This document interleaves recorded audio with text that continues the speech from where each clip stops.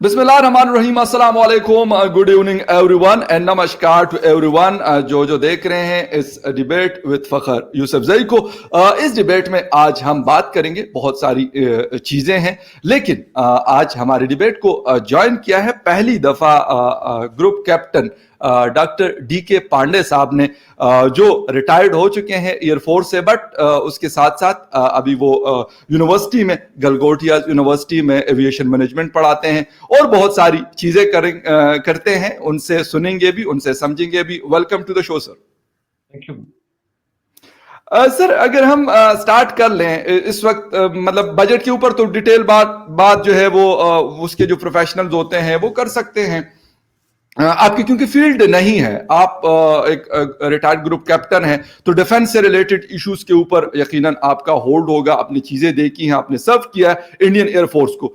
Sir, एक चीज तो डायरेक्टली मैं इस चीज पे आ रहा हूं, बजट में जो हमारा डिफेंस का हिस्सा है उसके ऊपर अगर हम बात शुरू कर लें, पाकिस्तान में भी इसके ऊपर बहुत ज्यादा मतलब जिसे कहते हैं कि उंगलियां उठती हैं कि ये बजट बहुत ज्यादा है, हमें इसको ह्यूमन डेवलपमेंट के ऊपर इस्तेमाल करना चाहिए, लोगों की जिंदगियां बेहतर करनी चाहिए। और इंडिया का बजट काफी बड़ा, हमसे तो बहुत बड़ा है, उस मुल्क के लिहाज से शायद नॉर्मल होगा, बट वहां पर भी शायद, मुझे नहीं कंफर्म, आप बता सकते हैं कि वहां पे भी इस तरह की कोई बात होती है कि आपका बजट ज्यादा, आप इसको ह्यूमन डेवलपमेंट के ऊपर यूज करें सर?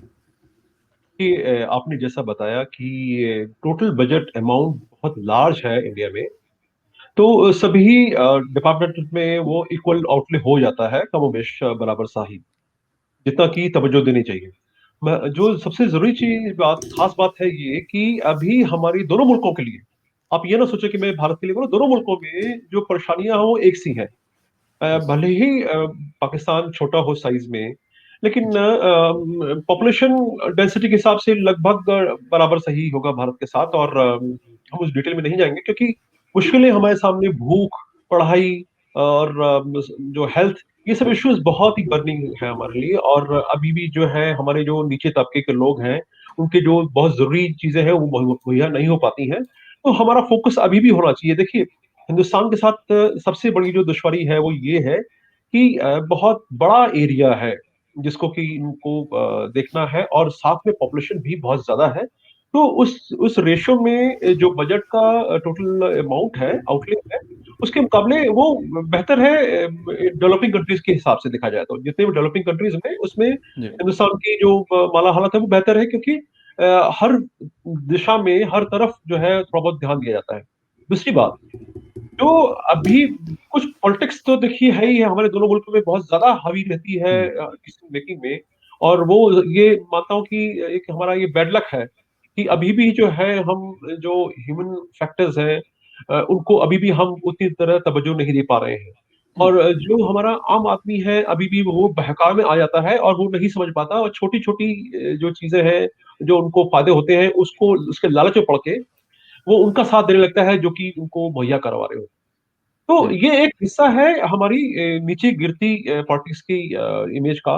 लेकिन साथ में जरूरी है कि जो हमारे मुल्क के लोग हैं, उनको रोटी मिले, 2 जून की रोटी मिले। और साथ में अगर तबीयत खराब हो, नासाज हो, तो कुछ दवा का और हेल्थ का कुछ जो है बैकअप होना चाहिए। ये बहुत ही जरूरी जरूरी अर्थ है। अब जो सबसे, जो ज्यादा दुखदाई चीज है वो दोनों मुल्कों के लिए है कि हमारा जो मेजर चंक है पैसे का, मैं परसेंटेज में जाएंगे तो बात बायस हो जाएगी, मैं उस पर नहीं ज्यादा ध्यान दूंगा। जी। कि बहुत बड़ा हिस्सा हमारे बजट का जाता है डिफेंस पे। और मैं फौजी हूँ, हालांकि मुल्क की हिफाजत करना आपके लिए बहुत जरूरी है, हमारे लिए भी जरूरी है, मैं उसमें कहीं भी दो राय नहीं मानता हूँ। कि कोई भी अग्रेशन होता है, कोई हमारे ऊपर, देखिए हिंदुस्तान की एक इमेज रही है कि हम नो फर्स्ट यूज में रहते हैं, कि हम जब तक हमारे पास हमला नहीं हो हम जवाब नहीं देते, और सभी मुल्क चाहते हैं ऐसा ही हो। जी। तो हम उसमें और डीप में जाके हम मैं इतना कहना चाहूंगा कि जो पैसा हम डिफेंस में लगा सकते हैं, क्यों ना हम उसको लोगों की हेल्थ केयर पे लगाएं। आप हम्म। ये करेंगे कि नॉर्वे, न्यूजीलैंड, अमेरिका, यूके, ये लोग 6 से 9% जो है फीसदी अपने जीडीपी का लगाते हैं हेल्थ केयर पर। जी। और जितने भी हमारे डेवलपिंग कंट्रीज हैं, भारत और पाकिस्तान भी उसमें शामिल है, इन पर जो है हमारे हेल्थ और एजुकेशन पर मुश्किल से 1 से 1.5% का ही बजट जाता है जीडीपी का। क्योंकि एक बहुत ही दुखदाई चीज है, वो पूरे सभी डेवलपिंग कंट्रीज के लिए, मैं दो मुल्कों की बात नहीं कर रहा हूँ। मेरी स्टडी रही है, उसमें मैंने देखा कि अभी भी हमारा जो तवज्जो है वो इस तरफ नहीं है। और जहां तक हिंदुस्तान की बात है, वो 1.6% जाता है जीडीपी का, और आपका लगभग 1.1 1.2 जाता है। हम्म। और देखा जाए कि क्योंकि बड़ा हिस्सा है, जैसे अगर आपके पास 10 रुपए का अगर 1% लेते हैं तो 1 रुपया ही होता है, और जहां 100 रुपए का आप 10% लेते हैं तो 10 रुपया होता है। तो इसलिए परसेंटेज की अगर हम लफ्जों में बात करेंगे तो वो मेरे ख्याल से सही नहीं होगा, क्योंकि ज्यादा मुंह है तो ज्यादा पैसा भी चाहिए। पॉपुलेशन हमारी ज्यादा है हिंदुस्तान की, इसमें कोई शक नहीं है, सब पूरे सबको पता है इस बात का। तो हमें उनको फीड भी करना है, इसलिए बजट का एलोकेशन भी उस हिसाब से है। लेकिन जो परसेंटेज है वो, अगर हम उसको नॉर्मली हम इकोनॉमिक्स में देखते हैं कि लोग परसेंटेज के ऊपर ही डिस्कशन करते हैं, क्योंकि वो एक इजी फिगर है डिस्टिंग्विश करने के लिए। जी। तो 1.6 लगभग डेढ़ हम खर्च कर रहे हैं केवल हेल्थ पर, और पाकिस्तान खर्च कर रहा है केवल 1.25%। ये अपने आप में बताता है कि मैं ये नहीं कर रहा हूँ कि हिंदुस्तान अच्छा है पाकिस्तान बुरा है, बिल्कुल ये नहीं कर रहा हूँ, कि अभी भी हमारी जो प्रायोरिटी है वो मेरे ख्याल से ठीक नहीं है। अभी भी हम बिल्कुल। सोच में हमारी फर्क है। और सिमिलरली एजुकेशन पर पाकिस्तान में लगभग 2.5% के आसपास है, तो वही हिंदुस्तान में 5.5% के आसपास बजट का खर्च कर रहे हैं। तो दोनों फील्ड बहुत ही इंपॉर्टेंट है ये। अच्छा सर, बिल्कुल। एजुकेशन जितनी दुनिया की कामयाब कौमें हैं, उनके पीछे उनकी एजुकेशन का बहुत बड़ा हाथ है। और स्पेशली जो टेक्निकल एजुकेशन में जो इंजीनियर्स पैदा करते हैं और इस तरह के लोगों को पैदा करते हैं, तो उनकी इकोनॉमीज बहुत छोटे ममालिक है, पॉपुलेशन बहुत कम है, उनके पास लैंड बहुत कम है। उनके पास मैं कहूंगा कि एग्रो बेस्ड, जिस तरह आप हिंदुस्तान के पास एक बहुत बड़ी जमीन है और बड़ी एक मजबूत किस्म की मतलब एग्रो बेस्ड कंट्री है, पाकिस्तान के पास काफी हद तक है। उसके बावजूद भी हम लोग उनकी तरफ आंखें करके देखते हैं। हम सिंगापुर एक छोटा सा मुल्क है, शायद हिंदुस्तान के किसी एक बड़े शहर जितना होगा, लेकिन उनकी अगर हम एक्सपोर्ट की बात करते हैं तो 542 बिलियन यूएस डॉलर की वो एक्सपोर्ट करता है सर। उनके पास ना तो कोई चावल उगते हैं, ना कोई गंदम उगती है उनके पास, ना कोई और चीज है। शायद वो आपके मुल्क से या हमारे जैसे जो हम थर्ड वर्ल्ड कंट्रीज है, शायद हमसे वो लेते होंगे, लेकिन टेक्नोलॉजी इतनी है कि वो छोटा सा मुल्क दुनिया में टॉप 10 में वो मतलब स्टैंड कर रहा होता है। प्रायोरिटी सर हमारी क्यों नहीं जाती? ये वजह नहीं है कि हम एक दूसरे से डर रहे हैं, पाकिस्तान हिंदुस्तान पे इतबार नहीं करता, ट्रस्ट नहीं करता, और सेम हिंदुस्तान पाकिस्तान के ऊपर नहीं करता। वो कहते हैं यार किसी भी टाइम ये हमारे साथ लड़ाई झगड़ा शुरू कर सकता है। देखिए, मैं दो बातें कहना चाहूंगा। जो मैंने एक इशारा शुरू में किया कि पॉलिटिक्स हमारे दोनों मुल्कों में एक बहुत ही इंपॉर्टेंट रोल रोल प्ले करती है, और जिसके की वजह से ही ये जो सारे हालात हैं। अगर हमने तवज्जो दी होती शुरू में ही, जब हिंदुस्तान पाकिस्तान बने थे, मैं उन पर नहीं जाऊंगा क्यों बने क्या बने, वो हिस्सा नहीं। आज जो तस्वीर है हमें इस पर विचार करना चाहिए। तो जो हमारी मुल्क जो बने, वो क्या हम ये सोच के बने थे कि हम तकलीफों को बुला रहे हैं? इंटेंशन तो हम चाहते थे ग्रोथ को देना। लेकिन जो भी हुआ, तो आज की तारीख में ये जरूरी है कि हम ध्यान दें एजुकेशन पर। देखिए, जो हो गया उस पर तो हमें खाकी डालनी पड़ेगी, क्योंकि कुछ किया नहीं आज तक। लेकिन हम अपनी हिस्ट्री से सबक सीखें। कल हमने क्या गलतियां की, उन्हें हमें दोहराना नहीं है। बहुत जरूरी चीज ये है, और हम अगर आज भी दोहरा रहे हैं तो वो एक ही बहुत ही गलत बात है। जैसे कि एक डेब्ट डेट ट्रैप में, जो आपका कर्जे का जो है एक ट्रैप है, वो बढ़ता जा रहा है। अगर हम देखिए, हर मुल्क को, जो भी डेवलपिंग कंट्रीज हैं, उनको पैसे की जरूरत होती है। अगर जो पैसा नहीं होगा तो वो डेवलपमेंट भी नहीं हो पाएगा। लेकिन जैसे जैसे इकोनॉमिक्स का रूल है, जैसे जैसे डेवलपमेंट होता है, क्राइम और जो ब्रीच ऑफ ट्रस्ट है वो भी बढ़ता जाता है। उसी बनिस्बत, ये कंपेरेटिव है, मैं फिगर मैं ये नहीं कर रहा हूँ कि एकदम से वो जूम कर जाएगा, लेकिन कंपेरेटिव फिगर्स है। तो जब हमको पता है कि ये चीजें ऐसी होंगी, तो हम उनको तवज्जो दें। इनको हमें पता है कि सर्दी आ गई तो हम अपने कपड़े सर ढक लेते हैं, कोट पहन लेते हैं, रजाई ओढ़ते हैं, हीटर चला लेते हैं। लेकिन बारिश आती है छाता ले लेते हैं। लेकिन इन सब चीजों में जहाँ की पूरे मुल्क को फर्क पड़ रहा है, उस पर ध्यान नहीं देते। ये मेरे समझ में आज तक नहीं आया, क्योंकि अभी भी हम अपने छोटे छोटे फायदे के लिए जो बड़े बड़े हमारे जो गोल्स हैं, उनको के साथ कॉम्प्रोमाइज कर जाते हैं। ये एक बहुत ही दुख की बात है। और निश्चित रूप से जो एजुकेशन, मैं क्यों बार बार रिपीट कर रहा हूँ, अगर दोनों मुल्क के लोग एजुकेट हो जाएंगे तो पॉलिटिशियंस को मजबूर होके प्रायोरिटी देनी होगी डेवलपमेंट को। और अच्छा। जो जिस ढंग से डेट ट्रैप में इंडिया की हालत तो इतनी खराब नहीं है, लेकिन क्योंकि धीरे धीरे इम्प्रूव हो रहा है। अगर फिगर्स देखेंगे तो वी आर इम्प्रूविंग जी। सारे डेट पार्ट इज कंसर्न। लेकिन पाकिस्तान की जो हालत है थोड़ा सा मुझे हम्म, दुख होता है कि क्यों ऐसा हो रहा है, मैं खुद समझ नहीं पाता हूँ कि क्यों नहीं हम उसको प्रायोरिटी दे रहे हैं। लेकिन आज नहीं तो कल बहुत दुश्वारियां पेश आएंगी अगर हमने इस पर जोर नहीं दिया। कीमतें बढ़ती जाएंगी, आप खुद देख सकते हैं कि आपके मुल्क में कीमतों की क्या हालत है।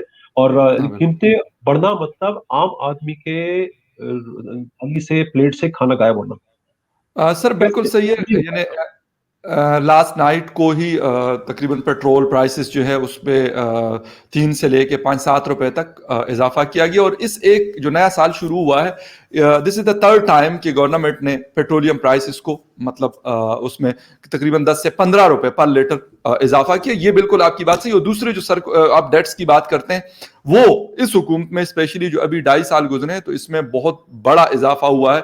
कोई 14,000 अरब से ज्यादा हमने कर्जा लिया हुआ है इन 2-2.5 सालों में, जो यकीनन कोई भी मुल्क होगा तो उसके लिए बड़ा डेंजरस होगा। आप कितने मतलब अरसे तक सरवाइव कर सकते हैं उन किसी उधार के पैसों से, जब तक आप खुद कुछ जनरेट नहीं करते। क्योंकि मैंने भी जो बिजनेस सब्जेक्ट्स पढ़े हैं तो उसमें यही है कि आप खुद कुछ करेंगे तो तब जाके होगा। आप कुछ प्रोड्यूस करेंगे, कुछ भी हो, तो आप उसको मार्केट में बेचेंगे तो उससे आपको पैसा आएगा और उसी से आप अपना जो जिंदगी है उसको रन करेंगे।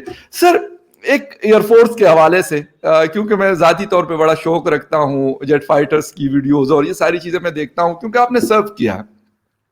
मुझे ये बताएं कि इंडियन एयरफोर्स में क्या मतलब डेवलपमेंट हुई पिछले अगर 10-15 सालों को हम देख लें, क्या फर्क आया है जो पहले नहीं था और अब 2020 में या 2021 में हमें नजर आ रहा है कि इंडियन एयरफोर्स के पास ये टेक्नोलॉजी नहीं थी but right now they have that. देखिए, सबसे बड़ा फर्क जो आया है कि हमारी जो टेक्नोलॉजिकल एसिमेट्री है उसको हमने अपने फेवर में टिल्ट किया है। क्योंकि अब देखिए, सबसे बड़ी चीज पिछले अगर 5-10 साल में देखेंगे तो जिस हम खुद तैयारी तैयार कर रहे हैं अपने मुल्क में, और बाहर पे जो था हम इतना पैसा देते थे। और दुख इस बात का कि पाकिस्तान की भी हालत कुछ वैसे ही है। अगर पाकिस्तान भी सुधरेगा तो ये दिक्कत हमको आनी है।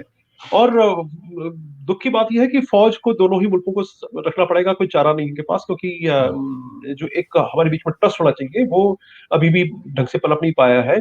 और अगर देखा जाए तो दोनों एक ही अ, जमीन के हिस्सा थे, लेकिन वो अलग हो गए। चलिए, जो भी हुआ। तो जी। सबसे बड़ा जो चेंज आया है वो टेक्नोलॉजिकल चेंज आया है। हम कहाँ 2000 सॉरी 1970 के बाद 70s और 80 में हमारे पास जब मिराज और मिग 29 जैसे जहाज आए थे, उसके बाद बहुत बड़ा लल रहा। क्योंकि पैसे की दुश्वारियां चल रही थी और मुल्क जो है वो थोड़ा सा इकोनॉमिकल हेल्थ जो थी उसकी थोड़ी सी नाजुक थी। लेकिन धीरे धीरे 30s उसके बाद हमने खुद बनाना शुरू किया। और देखिए, सबसे बड़ी पॉलिसी चेंज हुआ कि हमने कहा कि हम खरीदेंगे नहीं, हम कुछ खरीदेंगे। और कुछ, देखिए, हर मुल्क चाहता है कि उसको पैसा कमाए। देखिए पैसा जो आर्म्स जो ट्रेड है, ये पैसा कमाने का एक जरिया है। जैसे आपने सिंगापुर का उदाहरण दिया, सिंगापुर भी जो है वो पैसा कमा रहा है, वो टेक्नोलॉजिकल बेसिस पे कमा रहा है। कुछ वो बनाता है, बेच देता है जो की जरूरत है। और हम हमेशा चाहते थे खरीद के हम उसको यूज करें। और देखिए, एक चीज होती है कि जहाज खरीदना और एक होता है सपोर्ट, पोस्ट परचेज सपोर्ट के लिए आपको जितना पैसा खर्च करना पड़ता है उस वो जहाज की कीमत से ज्यादा होता है। क्योंकि आप एक साल तो जहाज नहीं चलाते ना, आप जहाज लेने के बाद उसको देखिए, आपके मिराज 5 और मिराज 3 है या दूसरे जहाज है, कब के आए हुए हैं। अब नए जहाज आप JF-17 बना जो हम कर रहे हैं, लेकिन इनका भी क्या हालत है आपको मुझसे बेहतर पता है।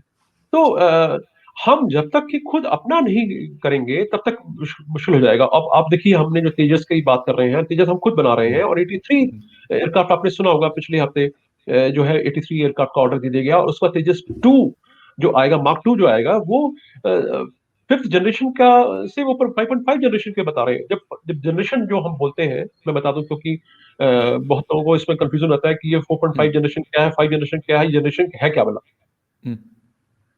ये एक टेक्नोलॉजिकल आपका जो कितना कैपेबिलिटी है उसका एक लेवल कह सकते हैं आप। कितनी ज्यादा आपके अंदर टेक्निकल एडवांसमेंट हुई है, डिग्री ऑफ एडवांसमेंट है ये। और कितने ज्यादा आप दुश्मन के जो एयर डिफेंस नेटवर्क है उसको छलावा दे सकते हैं। ये इसको बोलते हैं स्टेल्थ टेक्नोलॉजी।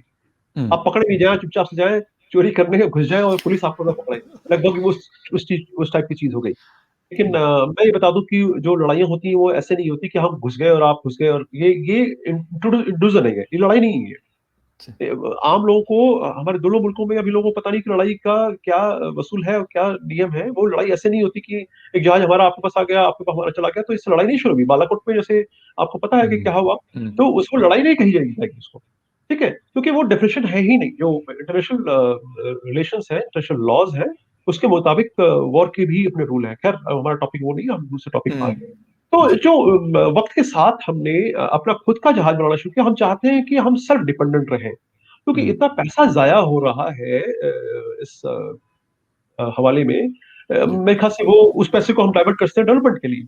हम्म, हम स्कूल खोलें। अब देखिए कितने स्कूल खोले गए, कितने आपने सुना होगा कि एम्स जो हमारा है और इंस्टीट्यूट ऑफ मेडिकल साइंसेज जो है, वो पहले एक था, अब हमारे मुल्क में लगभग 20-25 होने जा रहे हैं। हम्म, और हर जगह स्कूल कॉलेज और डिजिटल कनेक्टिविटी, ये सब देखिए, इससे क्या होगा कि लोगों को दिमाग खुलेगा। लोगों को पता होगा कि कोई उसको बरला रहा है, झूठ बोल रहा है, फ्रॉड कर रहा है, तो उसको उसको पता हम्म, चलेगा, हाँ मुझे मेरे साथ धोखा किया जा रहा है। तो अगर वो जान जाएगा सही क्या है, तो सही का साथ देगा।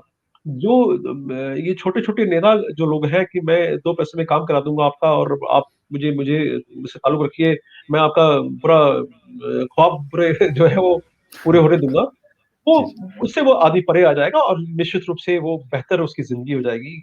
और ठीक। Knowledge is best element for any human brain. देखिए अगर आपके पास दिमाग नहीं होता, तो आप में और जानवर में कोई फर्क नहीं जी, होता। हम इंसान में दिमाग है, इसलिए हम कहते हैं कि हम बेहतर हैं, क्योंकि हम किसी का दुख और सुख दोनों महसूस कर सकते हैं। जी, आपकी तकलीफ मुझे भी, जब तक आपकी तकलीफ मेरी तकलीफ नहीं होगी, मेरी तकलीफ आपकी नहीं होगी, तब तक हमारे बीच में वो सही जो दोस्ताना जो हमारी हम्म, रिलेशनशिप वो नहीं हो पाएगी। और ठीक। अभी काफी कोसों दूर है हम इससे, और मुझे पूरी उम्मीद है आज नहीं तो कल वो दिन आएगा, क्योंकि हम एजुकेशन को अगर बढ़ावा देते हैं, तो जी, निश्चित रूप से मैं एक पॉइंट और करना चाहूंगा। जी, जी। जब यूएन पीस कीपिंग फोर्सेस होती हैं, इसमें मिशन जाते हैं, तो इसमें दोनों मुल्क के लोग होते हैं जो गए हैं। मजा हम्म, आप अगर उनसे पूछे, अगर आपके मुल्क में जो लोग हैं जो गए, वो इतने दोस्ताना तरीके से रहते हैं, लोग मिलजुल कर रहते हैं, एक साथ ऑपरेशन करते हैं, एक साथ प्लानिंग करते हैं, हम्म, और एक साथ एक दूसरे की इज्जत करते हैं। और जो हम्म, हमारा रैंक सिस्टम है, उसको उस हिसाब से इज्जत दी जाती है। जो मैं ग्रुप कैप्टन हूँ, अगर कोई पाकिस्तान का राइट। एयरक्राफ्ट होता है, वो हैव टू सर हिम। ये एक रिचुअल है, और we yes. Take pride in that, because we give the respect to the professionalism of the person. Right sir. कोई अच्छा सर, एयरपोर्ट एक बना, एयर मार्शल बना, वो अपने प्रोफेशनलिज्म से बना, तो उसकी इज्जत करना एग्जैक्टली, बहुत बिल्कुल, जरूरी बिल्कुल ज़बरदस्त है सर। रिस्पेक्ट एक दूसरे को देना बहुत अच्छी बात है। सर एक चीज़, आपने तेजास जेट फाइटर की बात की, बिल्कुल मैंने कुछ स्टोरीज इसके हवाले से पढ़ी है। अगर इसको हम कंपेयर करते हैं, JF-17 थंडर पाकिस्तान में अब कामरा में बनता है, चाइना से कुछ पार्ट्स उसके आते हैं और कुछ यहाँ लोकल मेड है। क्या मतलब एज ए एविएशन एक्सपर्ट आप कैसे देखते हैं? अनबाइस्ड में बात कर रहा हूं, ये नहीं है कि मतलब वो इंडिया ने बनाया तो अच्छा होगा और ये पाकिस्तान ने है। बनाया तो खराब, इस वजह से नहीं। एज ए एविएशन एक्सपर्ट आपसे पूछ रहा हूं कि क्या क्या कमी बेशियां हैं, अगर एक दूसरे से उसका कंपैरिजन हम करते हैं, तो किस में कौन सी चीज अच्छी है और किस में कौन सी चीज बुरी है? देखिए ये डिसीजन इस टॉपिक पर मेरा दूसरा या तीसरा डिसीजन होगा, अगर तेजस और उसको कंपेयर करेंगे। जी, सबसे जरूरी बात अ, कि ये जो हमारा तेजस है हमारा है, जी, और JF-17 आप चाइना के भरोसे बना रहे जी, हो। और कितना आपका रोल इसमें पाकिस्तान का है, ये आपको अच्छी तरह पता है, मुझे उतना अच्छी तरह नहीं पता होगा, लेकिन जहां तक जो जी, मैं पढ़ता हूँ मैगजीन्स में या किसी आर्टिकल में, उसमें जो पाकिस्तान का रोल थोड़ा बहुत कम है, बहुत ही कम है। लेकिन मैं मानता हूँ कि वो धीरे धीरे बढ़ जाएगा, अगर वो साइंस और टेक्नोलॉजी आपके यहाँ डेवलपमेंट अगर होगा और लोग उस पर तवज्जो देंगे तब। और दूसरी चीज जो है कि जब मुझे तेजस में कोई प्रॉब्लम आएगी, तो मेरे लोग ही उसको बैठे हैं ठीक करने के लिए। मुझे चाइना भेजने की जरूरत नहीं पड़ेगी, उसको बाहर मुल्क में, सॉरी बाहर मुल्क में भेजने की जरूरत नहीं पड़ेगी उसको। मेरे ही लोग हैं जिन्होंने बनाया है, तो मेरी हर एक मुश्किल, मैंने तेजस में जो ट्रायल्स हुए थे, जी, एक नॉर्थन सेक्टर में, तो मैं वहाँ था और मैंने देखा इतना बढ़िया इसकी टेक्नोलॉजी है। जो हम जो MiG-29 और मिराज है और F-16 जैसे जहाज हैं, इनको भी मुझे करीब से देखने का मौका मिला है। और इनके रिस्पत बहुत बहुत ही बेहतर तरीके की टेक्नोलॉजी यूज की गई है। और आपको सोचिए कि वॉर थिएटर की पिक्चर एकदम आपके सामने रहती है। तो जो आपका देखिए, सबसे जरूरी चीज क्या होती है लड़ाई में, हमें पता होना कि ऑप्स अवेयरनेस इसे कहा जाता है, कि आपकी कितनी आपको जानकारी है कि दुश्मन के इलाके में क्या हो रहा है, कौन सी चीज कहाँ है, ऑर्डर ऑफ बैटल जिसे बोलते हैं, ऑर्बिट क्या है, और हम्म, हमें पता होता है कि दुश्मन का यहाँ रडार है और दुश्मन के जहाज यहाँ पा सकते हैं, तो मैं उसी हिसाब से जाऊंगा और मैं अपनी जो फोर्स पैकेजिंग करूंगा। हम्म, फोर्स पैकेजिंग होती है कि आप जब दूसरे मुल्क में स्ट्राइक करते हैं तो कितने जहाज जाएंगे और कितने क्या होंगे, और ये हर मुल्क करता है, इसमें कोई खुफिया चीज नहीं है। तो ये हम्म, फोर्स पैकेजिंग का जो एक बहुत बड़ा कॉम्प्लेक्स सिनेरियो रहता है, वो डिपेंड करता है कि ऑर्डर बैटल क्या है और हमारी क्या कैपेबिलिटीज हैं, उसको दोनों को कंपेयर करके किया जाता है। तो अब मैं GF-70 पाऊंगा, क्योंकि आप बेसब्री जी। से उसी का इंतजार कर रहे हैं। नहीं, तो जनरेशन का जो फर्क है, इसमें का तेजस जो है वो अभी 4.5 के आसपास का है, और तेजस 2 तो 5 और 5.5 पहुंच जाएगा। हम्म, और हमने इंजन को छोड़ के, मैं देखिए मैं इसमें गलत वो नहीं कहूंगा कि हम्म, इंजन अभी भी हम डेवलप कर रहे हैं। इंजन के मामले में हमें अभी हमारी कोशिशें जारी हैं, और निश्चित रूप से कोशिशें हैं कि कामयाबी भी हमें मिलेगी, हमें पता है। क्योंकि जब हमने चंद्रयान और मंगल मिशन और हम कई कई मिशन हमने लॉन्च कर दिए, तो हमारे पास काबिलियत है, ये वक्त की बात है। हम्म, क्योंकि ये बड़ी बड़ी कॉम्प्लेक्स टेक्नोलॉजी है कि आप जब जहाज का इंजन के अंदर खास बात क्या होती है, जब टेक ऑफ करता है तो इंजन की जो सेटिंग होती है कुछ और होती है, जब वो हवा में उड़ता है तब उसकी सेटिंग अलग होती है, जब वो हम्म, लड़ाई में होता है और उसमें लोड होता है, बॉम्ब होते हैं, मिसाइलें होती हैं, तो उसकी सेटिंग कुछ और हो जाती है। तो जो इतना वेरिएशन होता है इंजन के परफॉर्मेंस में, इसके लिए ये जो टेक्नोलॉजी है वो एक टोटली डिफरेंट है। वो आम जो हमारी कार वार जो है उसके उसके नहीं, उससे बहुत ही हजारों किलोमीटर आगे है। तो ये एक चैलेंज है निश्चित रूप से। तो we are focusing on this. मैं बहुत जल्दी आपको सुनने को मिलेगा कि हमने एक इंजन डेवलप कर लिया।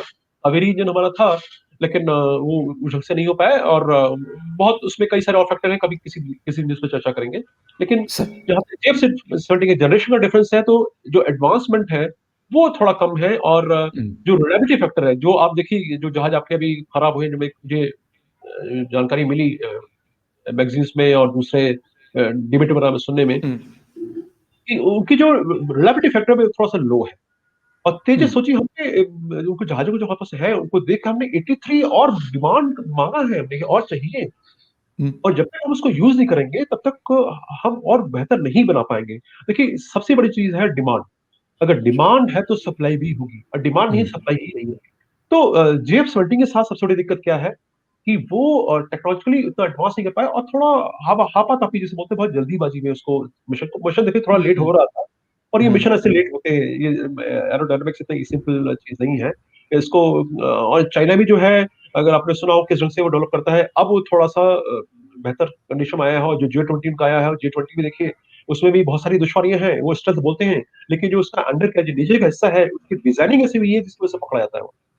हमारा ही हम्म, जहाज उनको पकड़ा जब वो अक्रॉस द बॉर्डर आ रहे थे। तो इसलिए ये कहना कि बहुत ही हम 100% कंप्लीट है, I don't think that is the correct contention.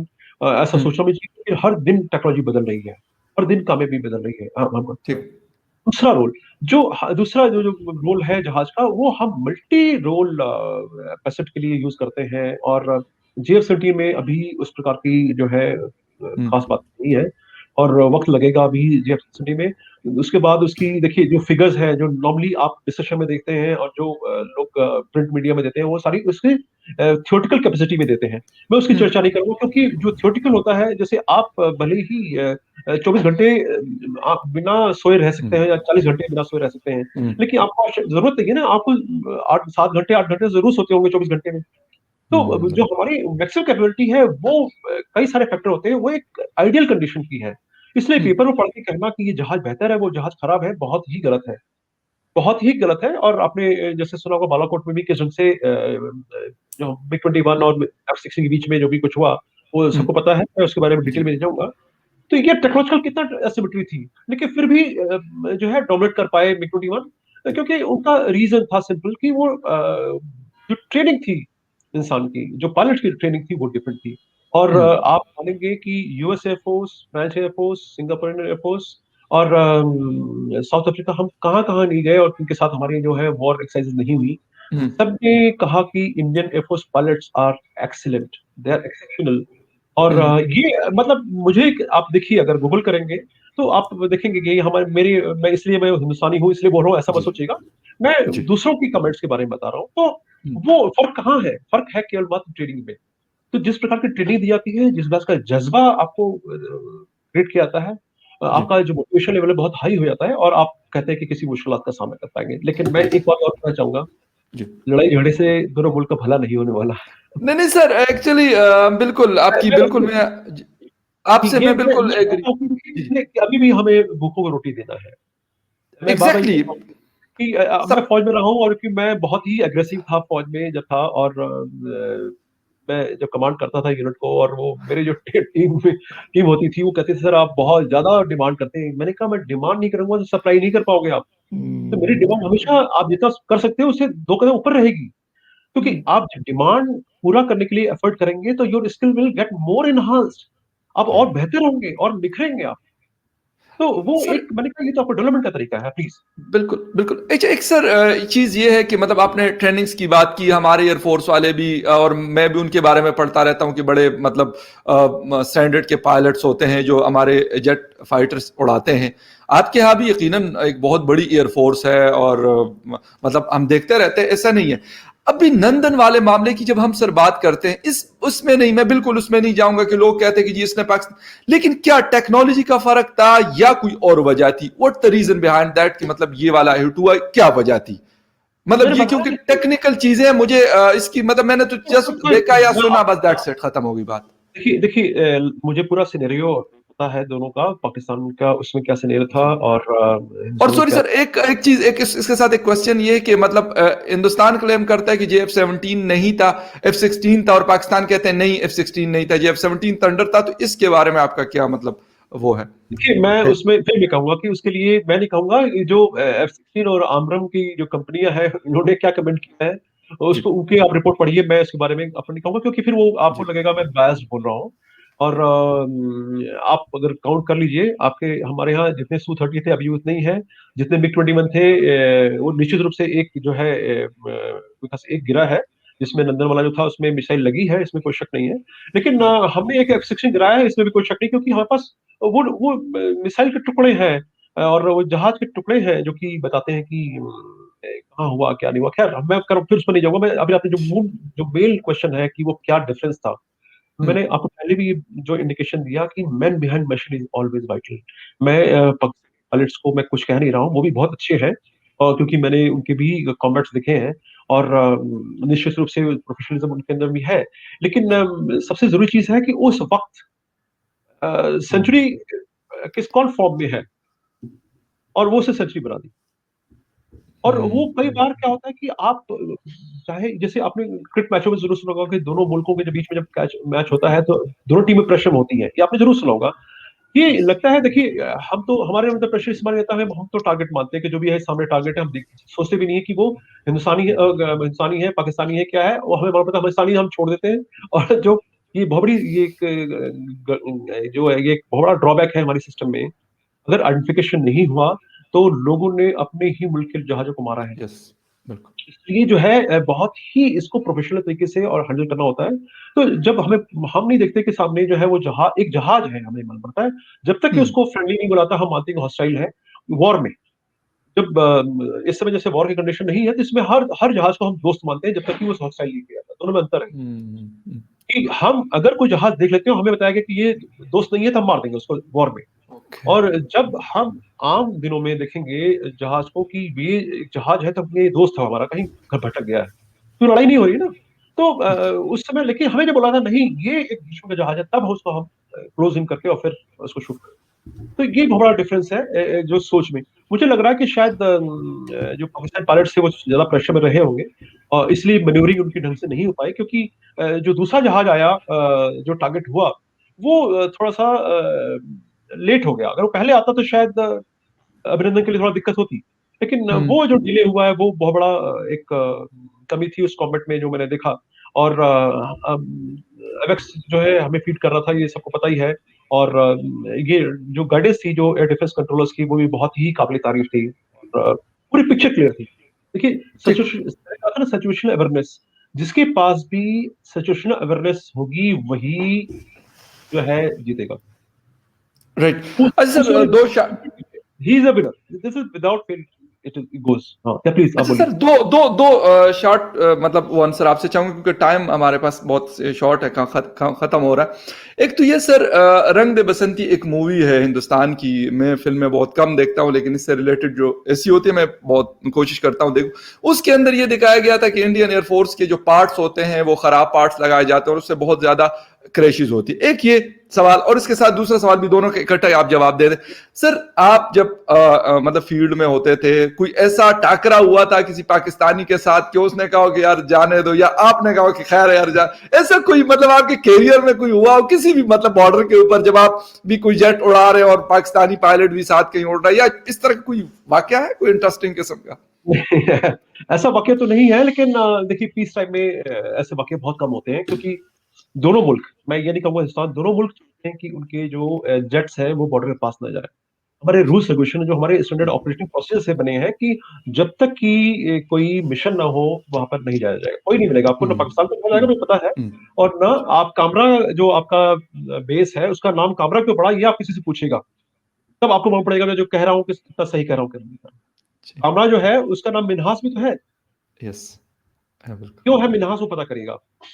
तो वो एक, मैं उस बहुत इज्जत करता हूँ इस बात की, मैं बहुत इज्जत करता हूँ ये नाम। आप जब स्टोरी इसके पीछे की पूछेंगे अपने जानकारों से कि वो कामरा और मिन्हास क्या है कहानी, मैं उस जज्बे को सलाम करता हूँ मैं। तो राइट। आप तो इसलिए मुझे पता है दोनों मुल्क के जहाज बॉर्डर के पास नहीं आएंगे।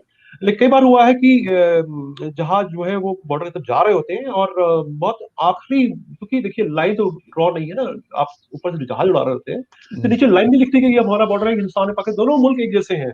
जी जी बिल्कुल। इतनी बार मैंने देखा है कि दोनों मुल्क में लगता नहीं कि फर्क कहाँ है। और आप बैठे बात कर रहे हैं तो खूबसूरत लग रहे हैं, अच्छी खा मुस्कुरा रहे हैं, मैं आपसे बात कर रहा हूँ, मेरे आपको लग रहा है कहीं किसी ढंग से कि मैं कोई वजन महसूस कर रहा हूँ ना, आप यही तो एक, यही तो हमारी दोस्ती है दोस्त। ये बिल्कुल। हर जगह है, और ऊपर से तो बहुत ऊपर वाले ने बनाया है, दोनों को एक ही मुल्क बनाया है, कोई अंतर लगता ही नहीं। जब तक कि वो, जबकि बाउंड्री तार जो है वहां पर दिखता है तब जाके लगता है, अदरवाइज खैर। तो सबसे जरूरी चीज ये है कि ऐसा मुझे कोई वाकया जहां पे जेट आया वैसा नहीं है, लेकिन दूसरे जहाज जरूर आए, और समय रहते ही उनको आपके यहाँ से उसको रिकवर कर लिया गया और वो क्रॉस नहीं कर पाए। मैं, मेरे सामने नहीं हुआ ऐसे, एयर वॉल्यूशन होता रहता है, बहुत खबरें वो डिप्लोमेटिकली वो इन्फॉर्म किया जाता है। जी जी। ये दोनों देशों के ये है, जितने भी मुल्क हैं, अगर कोई एयर वॉल्यूशन होता है तो वो दूसरे मुल्क को बताते हैं कि भाई आपके यहाँ से इतना वॉल्यूशन हुआ, ताकि आप सावधानी बरतें। और नजर दोनों रखते हैं। देखिए जब तक हमारे बीच में, जब मेरे पड़ोसी से मेरे ताल्लुकात अच्छे नहीं है, तो मैं सोच रहा हूँ या पड़ोसी पड़ोसी जो है खुराफात कब करेगा मुझे पता नहीं। वो एक आपकी नींद उड़ाने वाली चीज होती है, और कोशिश करना चाहिए कि ऐसे हालात ना हो, ताकि आप भी सुकून की नींद ले सके और वो भी सुकून की नींद ले बिल्कुल। सके। दुख दुख की बात यह है कि हम उस सब ज्यादा सोचते नहीं। खैर, तो ऐसा वाक्य तो नहीं हुआ। और जो पहला, इसके पहला वाला सवाल जो था कि जी, कि अपने, पार्ट्स कोई ऐसे इस्तेमाल होते हैं कि हाँ हाँ हाँ मतलब। हाँ हाँ, देखिए ऐसा है कि बिल्कुल सही कर रहे हैं आप कि ये चीजें होती हैं, लेकिन क्वालिटी कंट्रोल, और आप, मैंने कहा था रिलायबिलिटी फैक्टर, आपने जब जेएफ समथिंग पूछा, मैंने रिलायबिलिटी फैक्टर क्यों नहीं वो जहाज ढंग से चल पा रहा है, इसका जवाब उनसे पूछिए। जो जो लोग उसको उड़ा रहे हैं बताएंगे आपको, क्योंकि कई चीजें हैं वो ओपन नहीं बताएंगे, वो आपको फेस टू फेस में बता पाएंगे। तो मैं ये बिल्कुल नहीं कहूंगा कि, और इसकी जो ये पार्ट सामान आता है तो इसकी पूरी जांच की जाती है, एक पूरी टीम होती है। और फिर बता दो कि हम जब जहाज उड़ाते हैं तो वो हम मरने के लिए जहाज नहीं उड़ा रहे हैं, हमें भी अपनी जान प्यारी है, हमारे हमारे भी बच्चे हैं। तो हर एक पायलट के लिए जो है, वो उसके माँ बाप है, उसके भाई बहन है, उसके भी बच्चे हैं, वो सब उसका घर में वेट कर रहे हैं।